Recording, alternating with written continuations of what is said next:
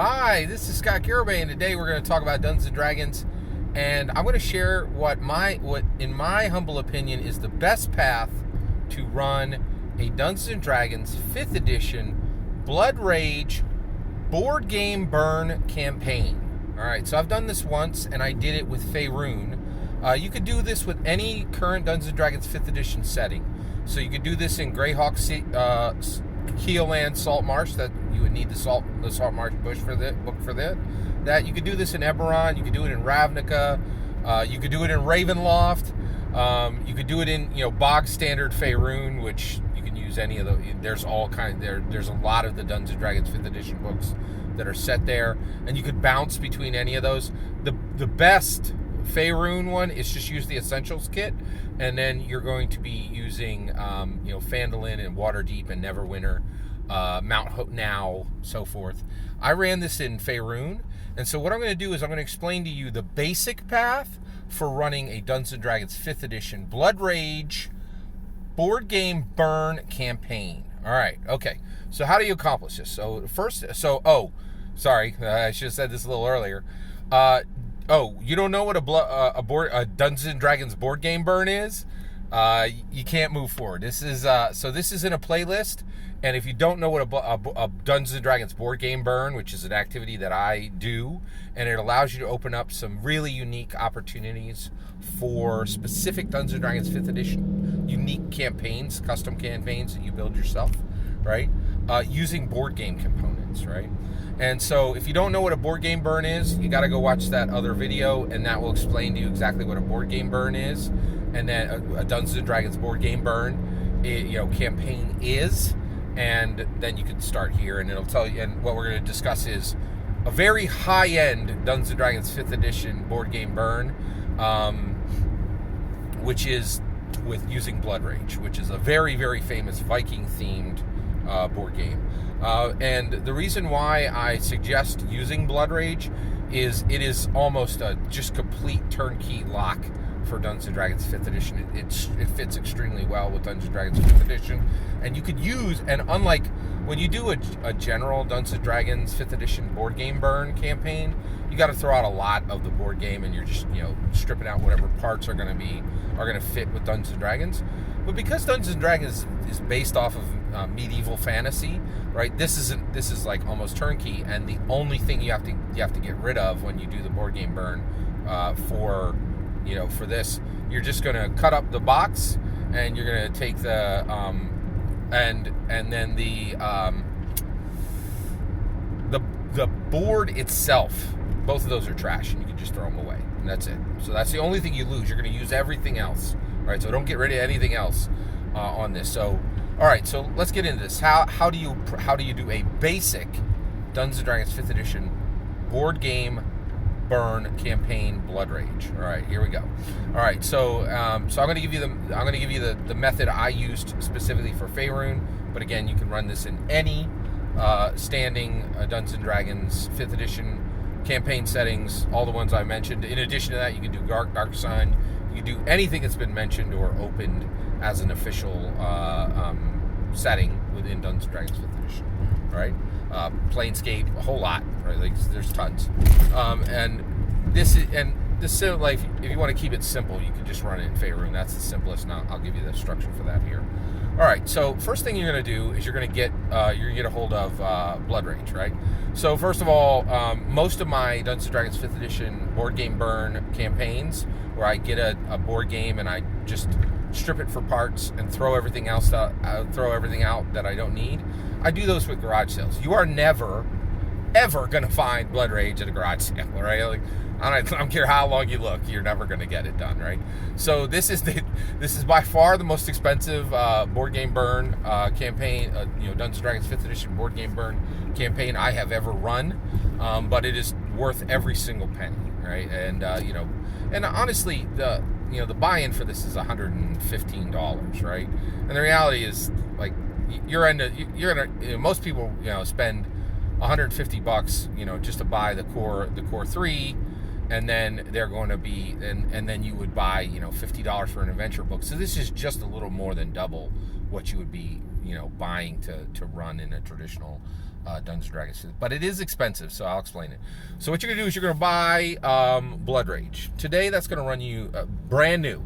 Today that's gonna run you $85. Okay, and what you're gonna get in that is you are going to get Swarb. All right, you're going to get 4 Viking clans, and you are going to get an amazing array of 4 Viking clans, and those clans will have 1 leader, and they will have 9 Viking warriors in 4 specific Swarb clans. What are the Swarb clans? It is Serpent, Wolf, Raven, and Bear, right? And so you're going to get 4 distinct clans, right? Now, you're going to need to buy, now that's got you $85 in, then you have to buy a 5th player expansion for $30, okay? So that's your 5-player, that's your standard 5-player, table. If you have a table larger than that, you're going to have to pick from your best players, because you can't run this without a Viking clan, right? And so that's 5 unique Viking clans. All the minis are unique, and you're going to have all the tokens you need and everything. You're going to have everything you need to run, okay? All right, so at that point, what you want to do, and so this is maxed out at 5 players, right? But you're $115 in, you get all that content, you open everything up, cut up the, just the fly. I don't like to throw, boxes into the garbage because, recycling and all that. So cut up the boxes, make them flat, get your boards, chuck them, just throw them out, and do the same. And same thing with the box for the 5th, for the 5th player expansion. And then you're going to put those all into your D&D kit, right? And you're going to break this apart from its normal board game structure, and you're going to parse it out so that it's ready for play, right? So what you need is so one of the things I do is I give each player, okay, their player character is going to be 5th level, and they will be playing the leader of their Viking clan, right? And then you will be giving them 9 Vikings who serve them in that clan. Now, these are traditional Vikings, right, from the traditional Viking lore, right? And so the concept here is that these Vikings have raided everything around themselves in their IRL Earth setting, right? And at that point, they are ready to, they get to a point where there's nothing else to conquer in their area. So they pray to their Viking gods to take them to a new conquerable land, right? And then that's what's happening. So when you start this, the way you explain this to your D&D players is you're like, hey, you are playing the leader of a Viking clan. Here's your fig, right? This is you. You are playing the leader, and then you have these 9 other figures, and these are all your men and women. By the way, the serpents are a female Viking clan. All the rest are male, right? So, traditionally in Dungeons and Dragons, you can play whatever gender you want, but the minis are gendered.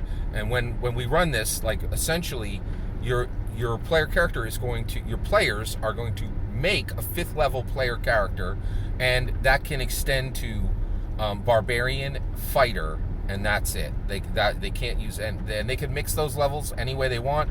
They could do 3 fighter, 2 barbarian. They could do 5 barbarian, 5 fighter, however they want to mix it. But it's a 5th level character. Okay. Then all the rest of their 9 other Viking miniatures, they are going to name them, right? And they'll name every single one of them, and then every single one of those they will assign either a bandit captain, which is a CR2. And then you can also do a berserker, which is a CR2 as well. So those are equal, and they're going to assign berserker, or they're going to assign bandit captain. And at that point, they can use those, the stat blocks, that stat block, which is in your monster manual. Both of those stat blocks are within your monster manual, and they will have a named character for every. So the idea is this is your Viking clan. You are the leader of the Serpent clan, and every single one of these is your dedicated warriors, and you have conquered everything in your area, and you prayed to your Viking god to give you a new land to conquer, and you have been transported to Faerun, right? And so what I did is, first of all, I proposed this to my players, my player group, right? And generally what I do when I go is I'll send out to 3, the people that I know, so you want to use your full range of everybody you know. I have about 10 to 20 different players I'll pull in for different games, right? And so what you want to do is you want to kind of like, say, hey, this is what I'm running, right? And, send out to your first 3 the ones that you think, that you want at the table and that you're like, yeah, they're going to be excited about this, right? Then, attach them and then attach, so one, I would go ahead and get the fifth expansion and bring everybody in the start, because I think if you run this thing, people are going to be excited about it. If you start with 4, you don't want to have this situation where you have to go back and buy the 5th layer. Just buy it all at once and be able to run for 5 players and start with 5 players, right? So build up, get your crew, right, and just explain to them, hey, this is a Vikings Unleashed on a Dungeons & Dragons setting, right? And that's exactly what we did. So I explained this to the players, and I said, so you guys are invaders and pillagers, right? And each one of you, have a named player character, which you have an actual sheet for, and then you are applying the bandit captain or the berserker template at CR2 to each of the people who serve you, right? The Vikings who serve you.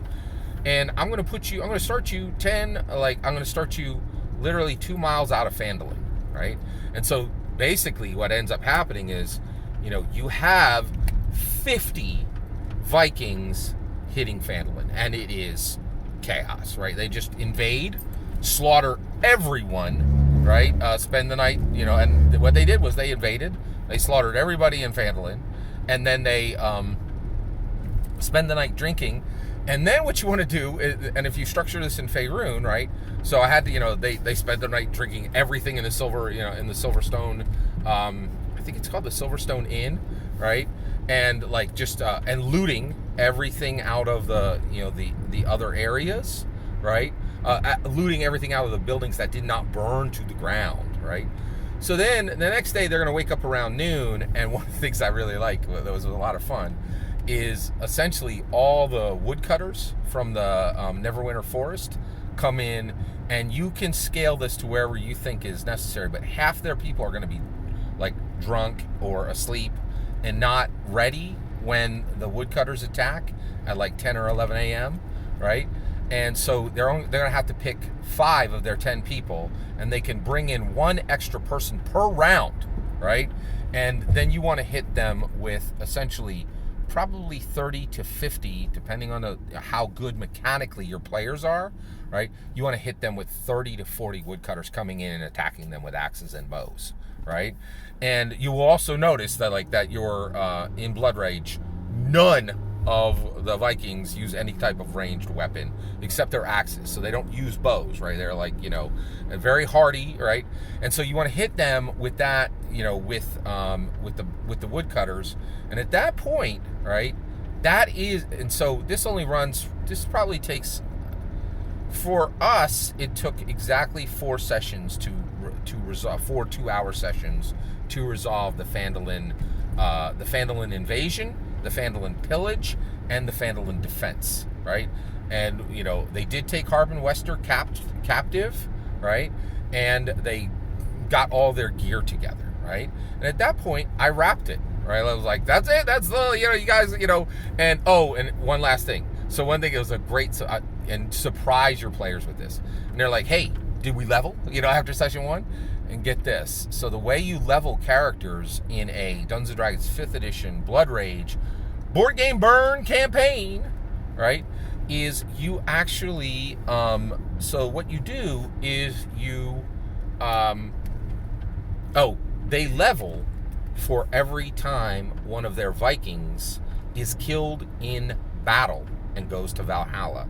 That gives your player character, your Viking leader, 1 extra level. Now this is pretty impactful, because you can have 2 to 4 levels in a single session, right? So this level's very, very fast, right? And so they get these levels, and that's faster than traditional leveling in Dungeons & Dragons, although most people are using milestone leveling right now. So that's not that uncommon. You can definitely get multiple levels from traditional milestone leveling, right? And so this is just a little faster than that. But one thing that you want to be very careful of, right, is like, let's say Actually, so one of my players got very upset, right? Because they lost a level. So all the invading, and by the way, invading and pillaging, you're going to use the structures that are already in Blood Rage for that, right? Because invading and pillaging are like mechanisms, right? And so you're going to port all that right over, even in the basic Dungeons and Dragons 5th edition Blood Rage board game burn campaign. You're going to pull that right over. Okay. All right. So basically, you get there, right? And so what ended up happening was they did the invasion, they did the pillage, right? And then they were just collecting loot, right? And one of their Vikings went in, and they, one of the players is like, they're like, oh, you see a golden chest in there. I'm like, but you don't want to send in your Viking because the building is burning, right? And they're like, oh, that's no problem. They can make it in and out. I'll send two Vikings in. Both of those Vikings caught fire and burned to death, right? And they're like, oh, and then I was like, okay, so, player 1, you're getting 3 levels because 3 of your guys died in battle and they're going to Valhalla. And player 2, you're getting 1 level. And they're like, hey, 3 of my Vikings died. And I'm like, yeah, you don't go to Valhalla for burning to death from trying to loot gold out of a burning building. Like, you go to Valhalla when you die in battle. Like, they didn't die in battle, right? So your players will get very concerned about how their Vikings are dying, right? So, and that's part of it. Like, this is a Viking theme, right? So that's the structure. We ran 4 sessions for the Phandalin invasion, the Phandalin pillaging, and the Phandalin defense, right? Very fun. Players received it really well. In my opinion, definitely worth $115 purchase, right? One thing that I would really love to hear back on you is if you run this elsewhere other than Phandalin, if you try this in Eberron, what does this look like? How does it work in Eberron, right? And so I'd love to hear, or if you bring them to Strixhaven, like, how does it work there? I'd love to hear how this plays with other Dungeons & Dragons 5th edition settings. So thank you very much for letting me share my humble opinion on the best way to execute a Dungeons & Dragons 5th edition Blood Rage board game burn campaign. And I'd love to hear what your experience is with this. Let me know in the comments below. Please consider subscribing, and have a wonderful millennium.